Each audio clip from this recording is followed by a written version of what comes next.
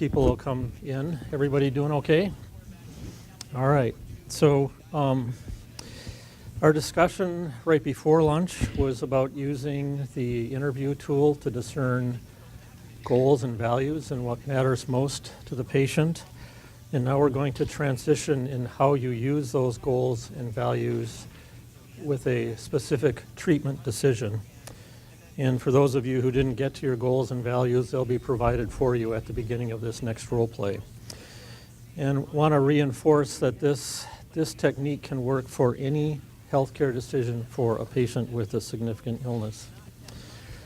And I know that, so as I've been an oncologist since 1998, and I really resist being told what to do as a physician.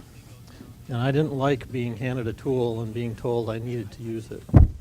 But I will tell you, since I've learned to use this tool, I feel much freer, and the tool is my friend, and I don't have to worry about anything as long as I keep using the tool, because the tool has been based on research.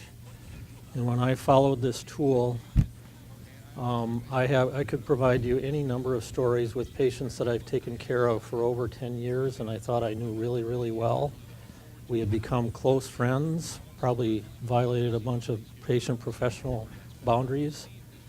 And I went through a next steps conversation with them, which this conversation is based on, and those relationships were absolutely transformed. It was just a remarkable thing. So I guess what I'm asking you to do is let go, trust the tool, especially as you're learning it. And most of us believe that you need to have at least 10 conversations using the tool before you become comfortable with it. So speaking of the tool, if you could bring it out again. And we're now on the area that says skills to align care with what matters most to patients. And the note to providers says, use the information you gain to explore recommendations for care and treatment that align with goals and values. Use the decision-making framework below to explore each treatment option.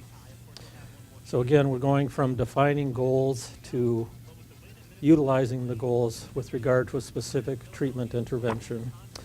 And that's a transition that requires a segue, and the segue is provided for you based on what you have told me about what is important to you and what we have discussed about your illness.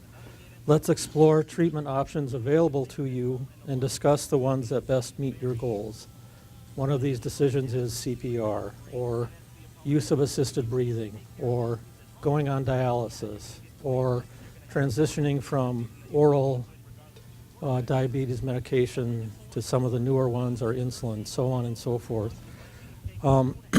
And the decision-making framework that's been employed is basically the same decision-making framework that's used in the next steps intervention. Okay, so that is to explore the patient's understanding of the treatment decision, explore the patient's understandings of benefits and burdens, explore patient goals for treatment, and explore patients' fears for treatment. So what we're going to do now is Carol and I are going to do a role play, and we are going to walk through a CPR decision. And I invite you to follow along with the card and also think about the skills that we are to be learning and imparting and see how this works. Okay? John, I want to pause and take this opportunity to summarize the conversation that we've had so far today. Okay.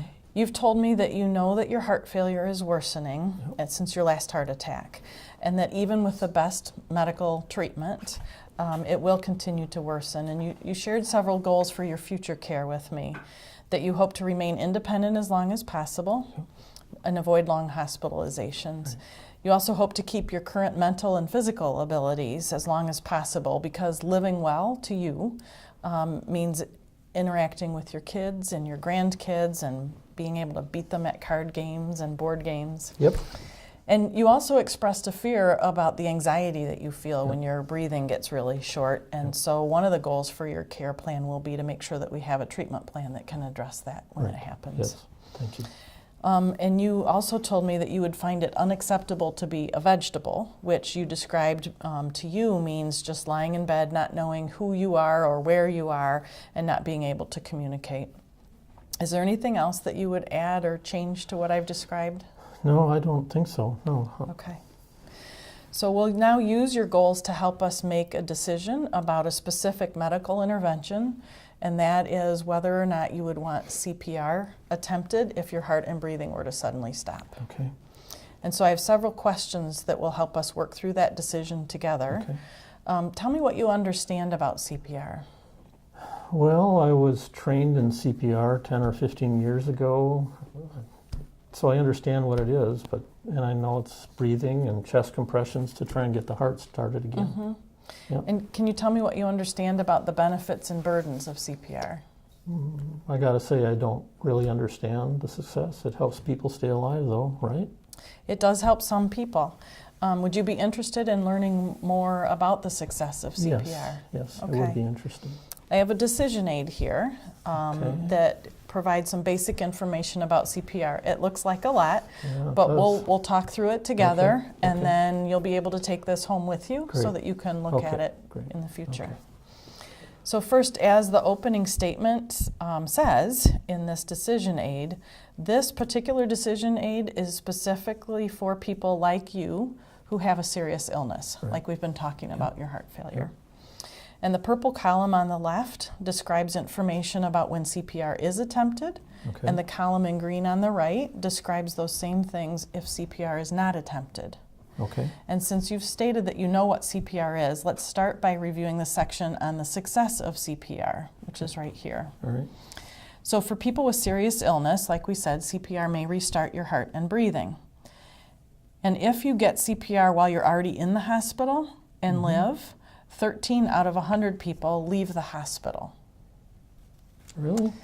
And for any adult who gets CPR already in the hospital and lives, 28 out of 100 or 28% have brain damage.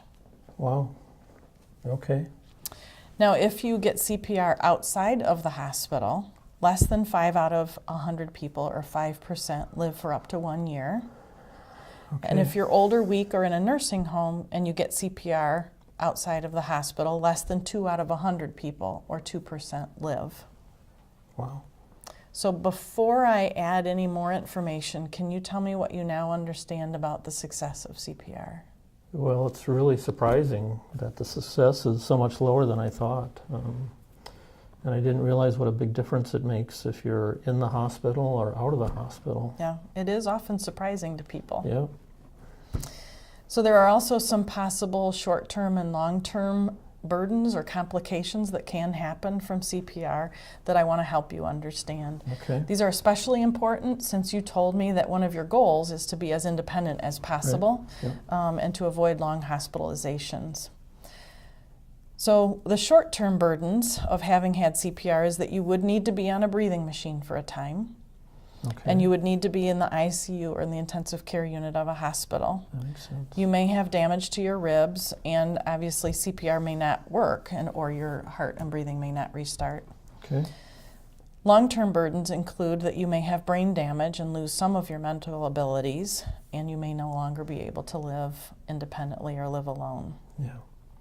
So can you now tell me what you understand about possible burdens or complications from CPR? Well, first of all, it probably is not going to work for me. And if it did, I'd have to be in the hospital, in the ICU, breathing machine. And I may have other problems like brain damage and broken ribs. So, but what happens if I don't at least try CPR? That's an important question. So the right-hand or green column here on this document helps us discuss these same things if you were to decide to not attempt CPR. Okay. So I want to pause though first and reassure you that even if you were to decide to not have CPR attempted, if your heart were to stop, you would receive all other treatment that's in line with your goals. So it's only in that situation that this decision applies. Okay. All Okay. right, got you.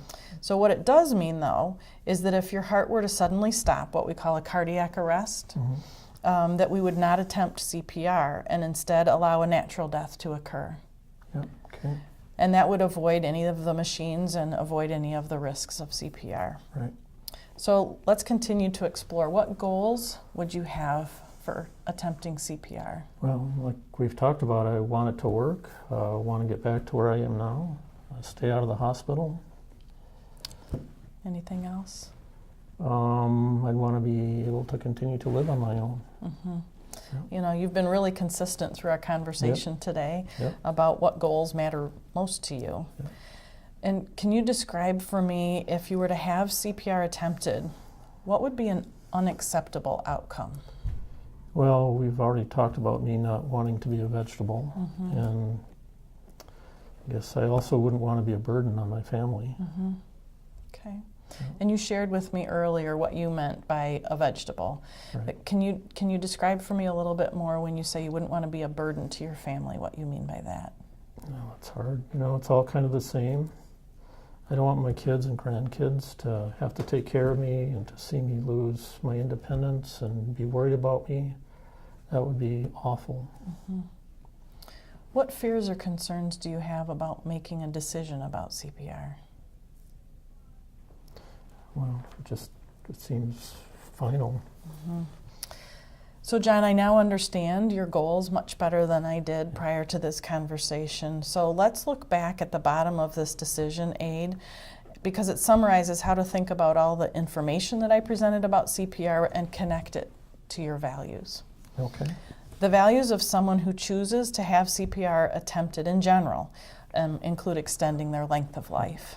And they're willing to have some discomfort or be on machines or in the hospital and take the chance of having some of those unintended consequences of CPR in order to extend their life. The values of someone who decides to not attempt CPR in general include wishing for a natural death, and they don't want to take a risk of having those complications or being on the machines in the ICU. Right. So you've told me that you would not want to be a person who lies in bed, doesn't know anyone, or can't communicate. And you also stated to me that you want to be able to care for yourself and live in your own home. Yep. And I think that attempting CPR is not likely to help you achieve those goals. Yeah, well, I appreciate your honesty, and this information has been really helpful to me. And I don't want to risk being worse than I am today, so attempting CPR is not a right choice for me. So what do we do now? And the reason that Carol's dressed in white, she didn't want it to look awkward, is because we're hoping maybe to use this video for other purposes, as an excerpt. So we want to tee it up. So otherwise, it's not Halloween. Yes, that was yesterday. If it were Halloween, I'd still have my tiara on. Just hold it. I can't find my script. And the other thing I'll mention to you as they're getting settled is Carol is going to be using our new Decision Aid tool that you don't even have yet, but you will be using it as a tool when you go into your small group. It's not final yet, and it just makes more sense if you see it first, so we're not actually giving you that piece until you get into your role play. But she will be using that new tool that we mentioned. So John, I wanted to pause a minute in our discussion today to kind of summarize where we have talked about so far. And you've told me that you know that your heart failure has worsened since your last heart attack, and that even with the best medical management, it will probably continue to worsen. Yep. And you shared with me several of your goals for future care. You said that you hope to remain independent as long as possible, to avoid long hospitalizations, and you said that you hope to keep your current mental and physical abilities as long as possible, because living well to you includes your ability to interact with your kids and grandkids and being able to continue to beat them at cards and board games. Yep. And you expressed a fear about the anxiety and panic that you feel when your breathing gets so short. And so one of the goals for your care would be to make sure that we have a plan that will keep those symptoms under control. Yes. Yep. You also told me that you would find it unacceptable to be a vegetable, which you shared with me to you means just lying in bed, not knowing who you are or where you are, and not being able to communicate. Is there anything that you would add or change to what I've described about your goals? No, not that I can think of. Okay. So now we're going to use those goals to help us make a decision together about one specific treatment intervention, and that is whether or not you would want CPR attempted if your breathing and heart were to stop suddenly. And so I'll have several questions that will help us work through this decision together. So first, can you tell me what your understanding is of CPR? Well, I was trained in CPR 10 or 15 years ago. Never used it, so I understand what it is. And I know it's breathing and chest compressions to try and get the heart started again. Okay. And can you tell me what you understand about the benefits and burdens of CPR? I have to say I'm not sure. It helps people stay alive, right? Yes, it does help some people. Would you be interested in learning more about the success of CPR? Yes, I would be. Okay. I have a decision aid here that provides some basic information about CPR. It's a lot of information. We'll talk through it together. Okay. And then you can take it home with you to refer to later as well. Okay? So first, as the opening sentence here states, this CPR decision aid is intended for people like you that have serious illness, like we've been talking about your heart failure. Yep. Okay? And the purple column or maroon column on the left describes the information if CPR is attempted, and the green is what would it look like if CPR were not attempted. Okay? And since you stated that you know what CPR is, let's start by reviewing the section on the success of CPR if it's attempted. So here you can see that for people with serious illness, CPR is intended to restart your heart and breathing. And if you get CPR in the hospital and survive, 13 out of 100 people, or 13%, end up leaving the hospital. Okay. And for any adult who gets CPR in the hospital and lives, 28 out of 100 have brain damage. Really? So that's if you have CPR and if you're in the hospital when your heart and breathing were to stop. If you were in the community or somewhere other than in the hospital when you get CPR, less than 5 out of 100 people, or 5%, live for up to 1 year. And if you're older, weak, or living in a nursing home and get CPR outside the hospital, less than 2% of people, or 2 out of 100, live. So before I add more information, can you tell me what you now understand about the success of CPR? Well, it's really surprising to know that the success is lower than I thought. I also didn't realize it makes such a big difference if you have CPR in the hospital or out of the hospital. Yeah, it is often surprising to people to hear the numbers. And there are also some possible short-term and long-term burdens or complications from CPR that I want to help you understand. And these are especially important since you told me that one of your goals is to be as independent as possible and to avoid the long hospitalizations. So the short-term burdens include needing to be on a breathing machine for a time, and you would also need to be in the ICU or intensive care unit, and you may have damage to your ribs, and of course it's possible that CPR may not start your heart again. Okay. And a long-term burden that's possible is having brain damage and potentially losing some of your mental abilities, and you may not be able to live alone any longer. Okay. So can you now tell me what you understand about the possible burdens or complications of CPR? Well, it seems, first of all, based on what we've talked about, it probably wouldn't work. And if it did work, sounds like I'd have to be in the hospital and maybe on a breathing machine and brain damage and other problems. But what happens if I don't at least try CPR? That's an important question.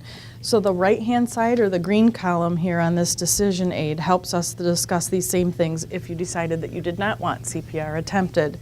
And so first I want to reassure you that even if you were to decide today that you did not want CPR if your heart were to stop, you will still receive all other care and treatment that would be in line with your goals. Okay? What it does mean, however, is that if your heart were to suddenly stop, which we call a cardiac arrest, that we would not attempt CPR. And instead we would allow a natural death to occur, and thus avoiding any of the machines or ICU stay that we just discussed a minute ago. So let's continue to explore what goals would you have for CPR? Well, like we've talked about, I would want it to work, and I'd want to get back to where I am now, and I don't want to go in the hospital. Anything else? Well, I'd want to continue to live on my own as well. Yeah, you've been really consistent through our conversation today that these goals are the ones that matter the most to you. Yep. Can you describe for me, if you were to have CPR attempted, what would an unacceptable outcome of that be to you? Well, like we said, I don't want to be a vegetable, and I don't want to be a burden on my family. I remember you described for me earlier what a vegetable, when you say being a vegetable, meant to you. Can you say more about what you mean when you say you don't want to be a burden on your family? Well, it's all kinds of the same, you know. I don't want my kids and grandkids to have to take care of me, and don't want to lose my independence and have them see me lose independence and always be worried about me. That would be awful for me. What fears or concerns do you have about making a decision about CPR? Well, it just seems kind of final. Dr. Montgomery, what do you think I should do? Well, I now understand a lot more about you and your goals and what matters most to you, much better than I did before we had this conversation. So let's look at the bottom of the decision aid, because it really summarizes how to think about the information about CPR in connection with you and your values. Okay? So the values of someone who chooses to have CPR attempted in general include extending their length of life. And they're willing to have some discomfort or be on machines or in the hospital to take the chance of having some of the complications in order to extend their life. The values of someone who decides they don't want CPR attempted include wishing for a natural death, and they don't want to be on machines or in the hospital or take any chance for having the complications that may come with CPR. Now, you've told me that you would not want to be a person who lies in bed or isn't aware of where they are or can't communicate. And you also told me that you want to be able to take care of yourself and live in your own home. So I think that attempting CPR is not likely to help you achieve those goals. Okay, well, thanks for your honesty. This has been really helpful to me in thinking about this decision, and like we've talked about, I don't want to be worse than I am today. So attempting CPR just doesn't fit for me. What do we do now? Okay. And then we would carry on the conversation around what may be a very state-specific or organization-specific mechanism to document the conversation, to turn his decision into a medical order, to be honored inside and outside of healthcare organizations. So how is this conversation that we just role-played different from ones you have had or others you have seen?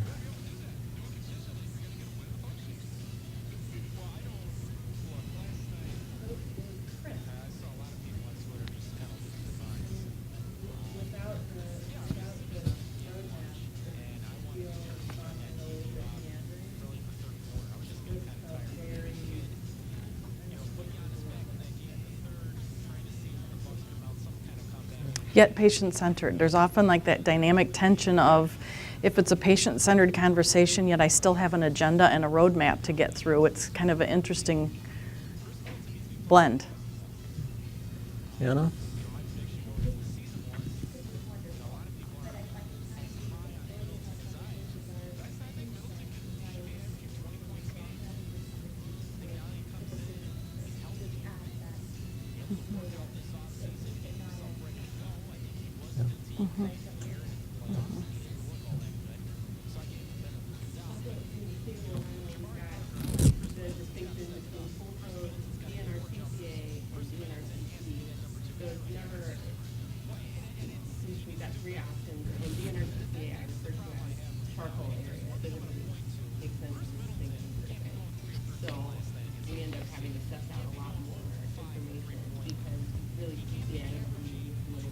Can you say what that is?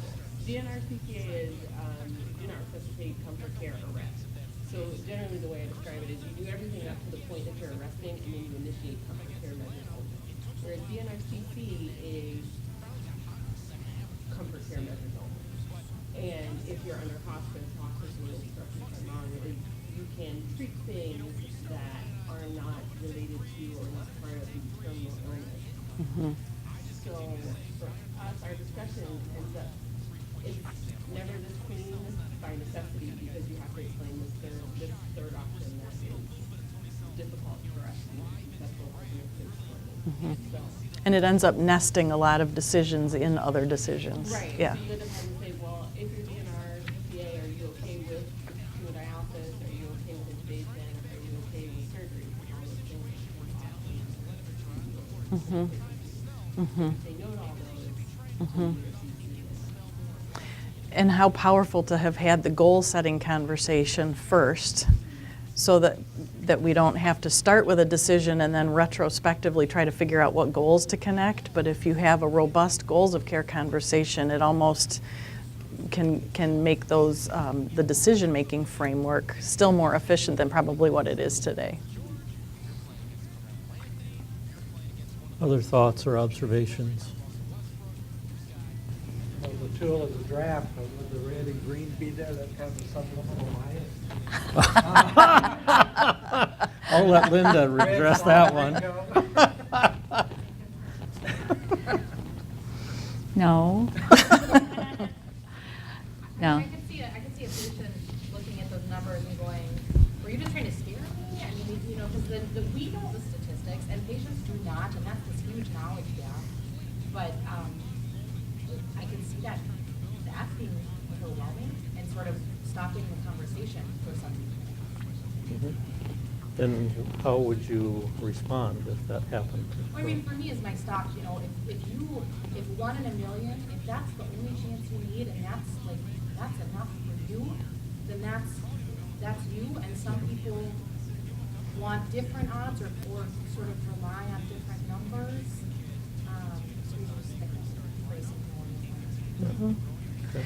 Can I just acknowledge, I think both of you are bringing up like the next part of the conversation. Like number one, if a person says they do not want CPR if their heart or breathing stops, that's a decision that relates to only that event of the heart and breathing stopping. Now, after they make that decision, there are other decisions that they might want to make. I might want to continue with hemodialysis. I might want intubation for my pneumonia, for my COPD. So I'm just suggesting that deal with one decision at a time rather than make it so complicated for people that they don't know where to go. I think that's what has happened. So that's just one response in terms of, I think in our clinician mind, we go to the next layer and it's confusing for people.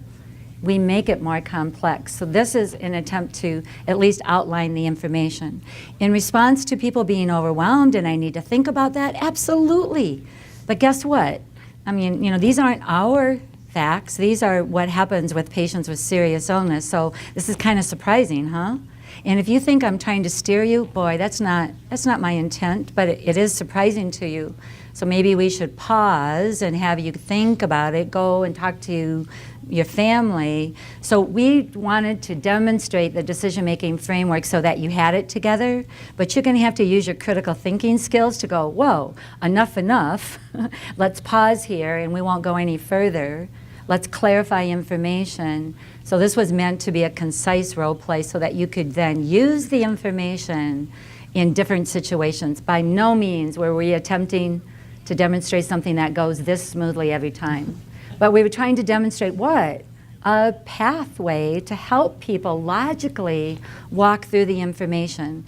And like you said, Julie, have it be more organized rather than meander. That's the goal, guys. So again, we appreciate that there's a lot of different scenarios that you'll have to face. I would just add that certainly statistics can be used to sway people and persuade them.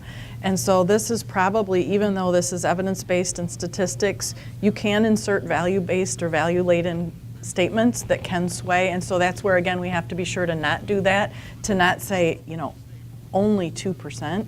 I mean, it's just 2%. And to some people, to your point, that may be enough for them. So who is it? I mean, we can't label it as only 2%. I resisted the temptation to add a line about alternative facts. but I would have been rolled out of the room or kicked out of the room. So I don't think we have to spend a lot of time on this because we'd just be reinventing or giving what you already have in the tool. But I think if you were paying attention, you see how this script followed the tool exactly and how their potential is there for it to go very, very well. And I guess the other point I would make about this decision-making framework is this is exactly what Next Steps facilitators do at the end of the Next Steps intervention, where depending on the disease process, there's 4, 5, or 6 scenarios similar to CPR.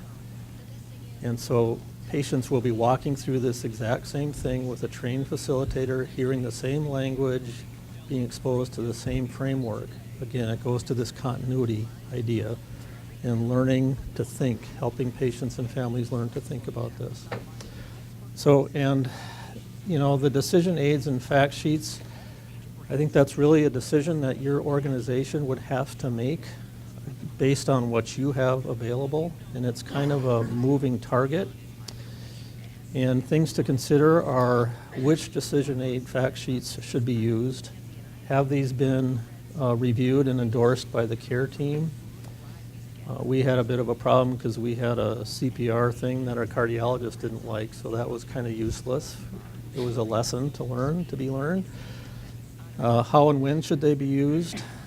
Does it complement the shared decision-making and serious illness conversation, or does it complicate it? And how are the follow-up questions and concerns addressed? And there's actually quite a bit of work going on a national level around decision-making aids. Linda or Carol, do you want to comment on that?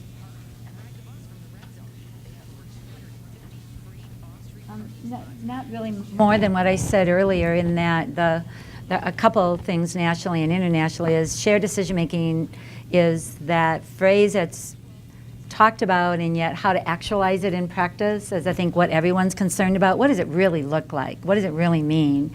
And the concern about a variety of tools out there being biased, not factual, and maybe the color coding for some people might be a bias, fair enough, that there is information that is trying to sway people, that they've not been created and developed with criteria in mind to have them be helpful to a shared decision-making conversation.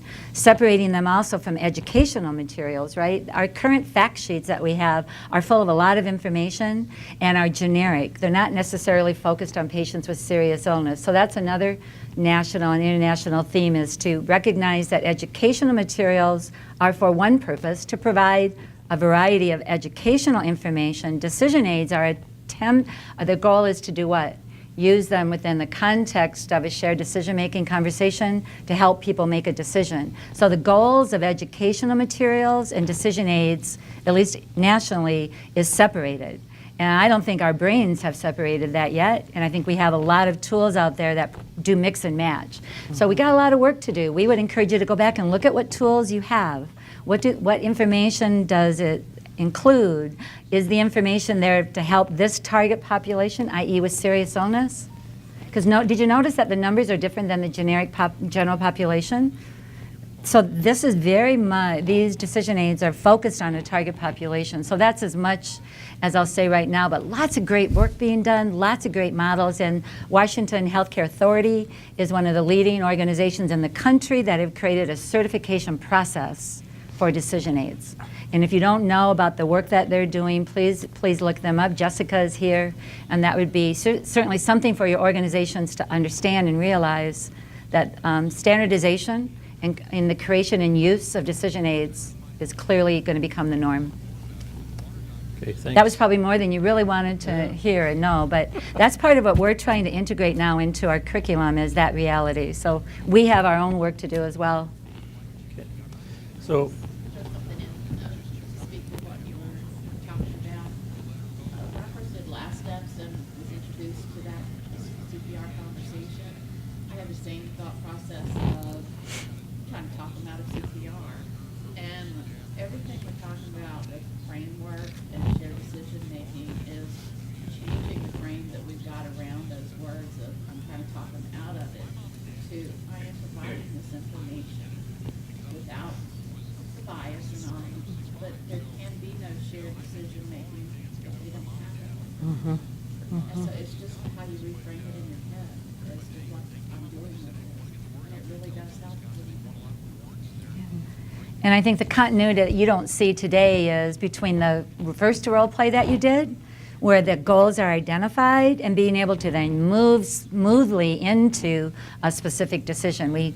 You had lunch in between. We chunked it up, and so you didn't even see that continuity, but I hope you saw it in what Carol was trying to do. She was reiterating the goals that she heard John express. We hope you see that as a difference than just spewing out facts and hoping that magically the patient can come to a decision, right? We hope you see that difference, even though you had lunch in between.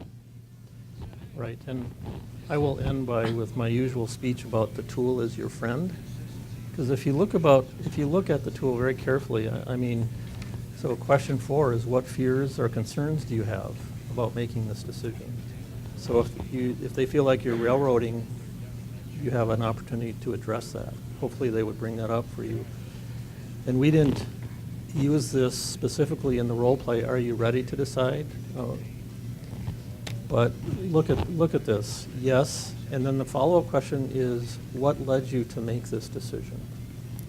That's an extremely powerful way to circle back and make sure that the patient's values and beliefs are being honored. It's a very powerful technique, and they hear that and they say, oh, the doctors are really listening to me, or the facilitators are really listening to me. And no, do you need more time? What would help you at this point? And that gives you the opportunity to involve the agent if they're not there, or refer to a next steps or last steps facilitator. So I'll just say again, the interview with tool is your friend.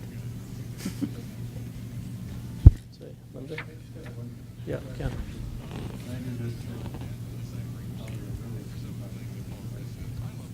So the way it's presented, you're giving them treatment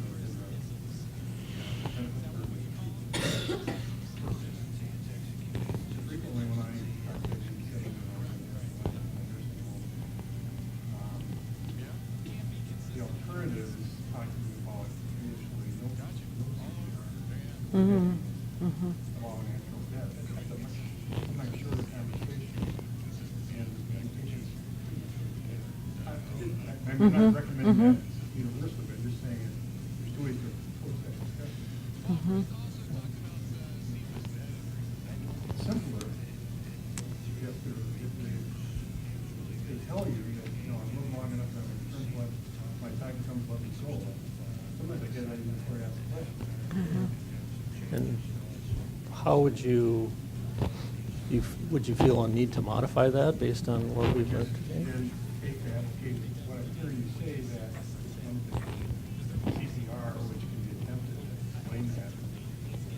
You're telling me that you don't know about Okay. I mean, Okay. Did you ask any follow-up questions? not usually, that might even a time to teach. No. But I'm just trying to be pragmatic. Yeah. You Yep. know, this is great and necessary for a lot of times, Oh, I couldn't agree with you more. If you've got a patient in front of you and they're reiterating something that and you know them, absolutely. Please, that's using the person's expressed goals and values to enter into a treatment. You're doing exactly what we've been advocating. It's when you know it.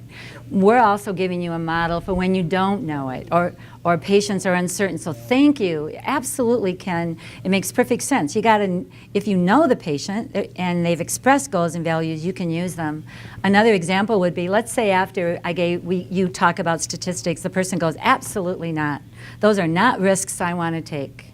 And they're really clear about that. I wouldn't continue with the exploratory questions. I would say, tell me more about why that seems like a risk you don't want to take. So again, this is a model that you've got to adapt, but it's all based on the same thing, what you're hearing the patient say, and then you're gently guiding them down a pathway of needing to learn more or needing to reflect more. Fair enough? So I think it's wonderful that you guys have a variety of different patients at different stages. Take the patient who's farther upstream than end of life, right? Patients with serious illness doesn't mean they're dying, doesn't mean that they fall into the last steps category. Now think of Art. He was 91 years old. You know, he was still enjoying a very active life. He was on hemodialysis. That fit for him. So fair enough that you really have to contextualize. Perfect point. All right. That's okay, you said a lot better than I could. Did I? Yeah, but you're bringing up really practical examples, and we want you to make those connections. We really do. Sometimes you'll walk into a CPR conversation and they'll go, don't even ask me, I've already made my decision. I go, oh, well, tell me what decision you made, and tell me why, and does everybody know it? Then the conversation's going to look different. We're not going to start with, well, tell me what you understand. They've already offered their opinion. So I've had those situations too, where it's very clear from the very beginning of the conversation. Right? Did you have anything to add? On a personal note, I think that telling you why is very important. We may have that easy decision that are very important to know what the why. And to share a little bit of a personal story, I lost my dear grandmother, and I came in a situation where she said, I made up my mind, I don't want to be on that, but nobody asked why. She had a failure or whatever. I'm just concerned that we always have to ask them why. That's right, that's right. And then part of our conversation will be what kind of follow-up plan needs to be created. If you make a decision, who needs to know? How do we document it? What's available for out of hospital? It only enters in now a whole nother layer of decision making, doesn't it? And so to your point that just making the decision isn't enough. It's now what does it mean and how do we create a plan that will honor that? Yeah, nice. Are we ready to Yep. move on to the... I think so. Well, thanks everybody for the discussion. They're really good points, and you're very bright. You'll use your critical thinking skills to make different applications. So now we're going to have you go back into your role plays and continue, if you can remember, continue the role play that you started with the heart failure patient and the patient with non-healing wound. The heart failure patient now, you're going to have exactly this conversation with that person. That's the specific decision in this role play that you're going to practice. So we use your interview tool. The questions are right there. The moderators of your role play will give you the decision aid. We know that will be awkward because you've never used it before. That's not the purpose. It's just for you to have something to use to give information. So don't worry about the awkwardness. But for the non-healing wound role play, that's a different treatment decision. It's not an end-of-life treatment decision. So we wanted you to have both role play experiences. One, that's probably the more traditional end-of-life decision, like do you want CPR or not? But then all the decisions that people face every single day that we don't put in the end-of-life category, but they're treatment decisions that they require a shared decision-making conversation about. So we want, hopefully after today, that you see that these decisions are not just about end of life. They're about any treatment decision facing the patient that you can help them align their goals and values with. Do I continue with a third round of chemotherapy? For Carol's mom, do I continue with platelet therapy once a week, given my hematologic diagnosis, right? So we want you to see that this is broader than the traditional ACP decisions. So, all right. Do you have the time frame for this role play? So again, you'll have both of you will play the same roles that you did this morning. Just add on the role play. If you can go into your groups, I think we can come back at what time then? We're about 25 minutes behind. Mm-hmm. What time? 2:40. 2:40. All right. So thanks, you guys. Go and play with it a little bit, and we'll get your reaction after that. Thank you.